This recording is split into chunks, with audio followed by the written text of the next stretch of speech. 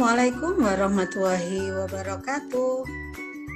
Anak-anak, kita bertemu kembali ya. Bagaimana kabar kalian? Alhamdulillah. Semoga selalu sehat dan tetap bersemangat belajar dengan didampingi orang tua di rumah. Hari ini kita melanjutkan belajar tema 4. Subtema 3, kewajiban dan hakku dalam bertetangga. Di pembelajaran 3 dan 4 membahas tentang masalah dan penyelesaiannya, perkalian bilangan, kewajiban dan hak, serta gambar dekoratif. Anak-anak sudah siap? Oke, kita bisa lanjut ya. Awali pembelajaran hari ini dengan membaca basmalah. Bismillahirrahmanirrahim. Nah, di buku tema 4 halaman 110 ada teks yang judulnya Panen Rambutan. Nah, seperti yang tampak pada gambar ya, ini adalah buah rambutan yang baru saja dipetik dari pohonnya. Dibaca ya teksnya. Oke. Kalimat saran dari teks tersebut adalah 1. Sebaiknya tetangga ikut menikmati hasil panen. Dan yang kedua, ayah menyarankan tetangga dekat didahulukan. Ya, ini adalah 2 kalimat saran yang ada dalam teks Panen Rambutan. Selanjutnya ada masalah di halaman 111 ya. Yang pertama, Benny ingin membagi rambutan kepada tetangga. Ia tidak dapat melakukannya sendiri.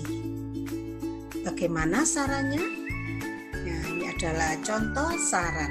Anak-anak mungkin punya saran yang lain ya. Sebaiknya Benny meminta bantuan ayah atau temannya untuk membagi rambutan kepada tetangga. Karena bisa jadi jumlah rambutannya banyak ya, jadi tidak mungkin membagi sendiri. Kita bisa menyarankan kepada Benny untuk meminta bantuan. Bagaimana dengan masalah yang lain? Anak-anak tentu bisa menyampaikan sarannya. Ya, kita lanjut sekarang. Nah, di sini adalah gambar yang menunjukkan lingkungan. Lingkungan yang bagaimana? Ya, di teks halaman 117. Aku ingin lingkungan bersih. Setiap orang tentu ingin ya lingkungan sekitarnya bersih agar hidup kita nyaman dan sehat tentu saja. Coba nak diperhatikan gambar. Nah, bagaimana? Iya, ada salah satu teman sedang mencoret-coret tembok. Dan di gambar kedua, teman sedang membuang sampah. Di mana ini? Ya, di tong sampah. Nah, anak-anak tentu tahu mana gambar yang menunjukkan masalah. Tentu saja gambar yang pertama ya. Salah satu teman sedang mencoret tembok. Dan itu akan membuat lingkungan menjadi nampak kotor. Nah, bagaimana penyelesaiannya? Anak-anak tentu akan mengingatkan dan menasehati agar tidak mencoret-coret tembok. Gitu ya. Oke. Kita lanjut sekarang masih tentang lingkungan. Setiap orang berhak mendapat lingkungan yang bersih. Setiap orang wajib menjaga agar lingkungannya tetap bersih. Jadi berhak mendapat lingkungan bersih itu adalah hak setiap orang. Tapi setiap orang juga punya kewajiban untuk menjaga lingkungan. Nah, ini yang dikatakan bahwa kewajiban dan hak itu dilaksanakan secara seimbang. Setiap orang punya hak, setiap orang punya kewajiban. Nah, di sini adalah kewajiban dan hak tentang lingkungan rumah yang bersih. Apa saja ya? Anak-anak bisa menyimak di sini. Kewajiban menyapu pekarangan, menanam pepohonan, membuang sampah di tempat sampah, menggunakan jenis kendaraan yang ramah lingkungan. Sedangkan haknya, ya, hak ini diperoleh kalau kita sudah melaksanakan kewajiban. Pekarangan bersih, pekarangan itu halaman ya nak ya. Kemudian menikmati kesegaran lingkungan, bebas dari pencemaran lingkungan dan bebas dari polusi. Nah, ini adalah contoh kewajiban dan hak terkait dengan lingkungan yang bersih. Anak-anak bisa mencari kewajiban dan hak yang lain. Bisa ya? Oke.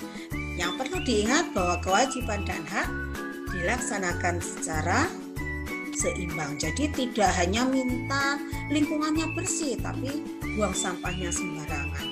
Nah, itu tidak melaksanakan secara seimbang, hanya menuntut haknya, dan itu tidak akan merugikan dirinya sendiri juga orang lain. Kita lanjut sekarang. Nah, anak-anak di sini gambar apa? Nah, di sini tampak ibu-ibu sedang berbelanja ke tukang sayur ya. Anak-anak di rumah pernah ikut ibu belanja ke tukang sayur?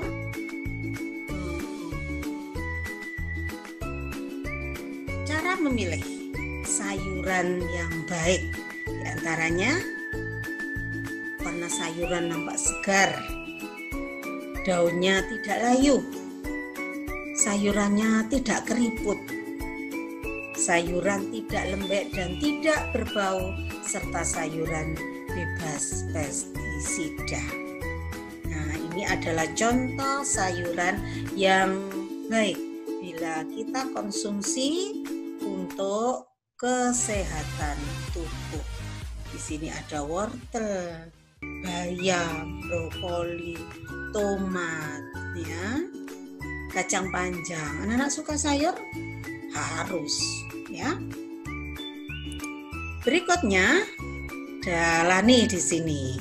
Dia membantu Beni menghitung buah rambutan. Rambutan yang tersedia ada 500 buah. Nah, sekarang berapa banyak tetangga yang akan diberi? Berapa buah yang akan diterima setiap tetangga? Kita sekarang menentukan banyaknya tetangga kali banyak buah rambutan. Hasilnya harus sama dengan 500 buah. Karena tadi yang tersedia buahnya 500 buah. Ya. Kita lihat sekarang beberapa kemungkinan perkaliannya. Banyak rambutan keseluruhan ya tadi adalah 500 ya. Kita tentukan sekarang banyak tetangga dan banyak rambutan yang diperoleh setiap tetangga. Misalnya banyak tetangga 20. 20 kali berapa ada 500 ya. Untuk mencari banyak rambutan maka bisa kita cari ya dengan membagi antara 500 dengan 20. 500 dibagi 20 ya. Bisa dengan cara porogapit ya nah. Kita temukan hasilnya adalah 25. Kita cek kembali 20 kali 25 ya, nolnya sementara kita tutup dulu. Kita lihat 2 kali 25 berapa? 50. Dan nolnya tadi kita letakkan di belakang. Betul ya 500? Nah, kemungkinan berikutnya hasilnya harus 500 ya. Jika banyak rambutan yang diperoleh tiap tetangga nantinya 50. Berapa banyak tetangga? Ya, 500 dibagi 50. Ya, hasilnya adalah 10. Kita kalikan sekarang untuk ngecek ya. 10 kali 50. 1 kali 5 dan nolnya 2. 500. Gitu ya. Nah, kemungkinan yang ketiga, 4 kali berapa ya? Ada 500. 4 kali 125. Anak-anak bisa mencari perkalian bilangan yang lain, hasilnya harus sama dengan 500. Ya. Berikutnya, nah, gambar apa ini, Nak? Ya, tas ya. Tas. Anak-anak tentu suka ini karena memang motifnya menarik. Sekarang banyak ya di toko-toko itu, di toko-toko aksesoris. Nah, tas yang motifnya sangat menarik. Tidak hanya motif ya, tapi warnanya juga. Apakah anak-anak bisa membuat sendiri? Bisa sebenarnya. Ini adalah gambar kantong kertas bermotif. Bisa dilihat cara membuat gambar motif di halaman 115 sampai 116 di buku tema 4. Anak-anak mencoba untuk berkreasi. Dan hasilnya ini adalah contoh. Anak-anak tentu kan bisa membuat yang lebih menarik lagi. Nah, hidup bertetangga sangat menyenangkan. Terlebih bagi yang jauh dari keluarga, keberadaan tetangga itu sangat-sangat dekat dengan kita. Yang pertama kali membantu bila kita ada kesulitan, tetangga, karena bisa jadi keluarga ada di luar kota. Ya, maka berbaik-baiklah dengan tetangga. Alhamdulillah, sekian pembelajaran hari ini. Semoga bermanfaat ya. Anak-anak bisa belajar kembali membaca buku tema 4. Jangan lupa selalu bersyukur kepada Allah dan jangan menunda untuk berbuat baik. Kita akhiri sampai di sini dulu. Assalamualaikum warahmatullahi wabarakatuh.